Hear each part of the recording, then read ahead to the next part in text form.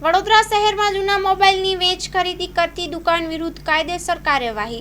વડોદરા શહેરના તાંદલજા વિસ્તારમાં એક મોબાઈલ દુકાન પર એસઓજી દ્વારા ચેકિંગ કરવામાં આવી હતી। દુકાનમાં જૂના મોબાઈલ ફોન ખરીદ વેચાણના વ્યવહારમાં ગ્રાહકોની ઓળખ અને વિગતો અંગે કોઈ નિયમ મુજબની નોંધણી રાખવામાં આવી ન હોવાનું જાણવા મળ્યું છે। પોલીસ કમિશનરના જાહેરનામા મુજબ મોબાઈલ ખરીદ વેચાણ વખતે ગ્રાહકની ઓળખ વિગતો નોંધવી ફરજિયાત છે। જાહેરનામાનો ભંગ કરતા દુકાનદાર વિરુદ્ધ આઈપીસી કલમ 223 અને જીપી એક્ટ 143A2 હેઠળ ગુનો નોંધવામાં આવ્યો છે। આ પગલાં આતંકવાદ, ગુનાખોરી અને અસામાજિક તત્વોના સંપર્ક તોડવા માટે લેવામાં આવ્યા છે। આવી દુકાનો પર ચેકિંગ આગામી દિવસોમાં પણ ચાલુ રહેશે। Report by Nikhil Gayke, Vadodara.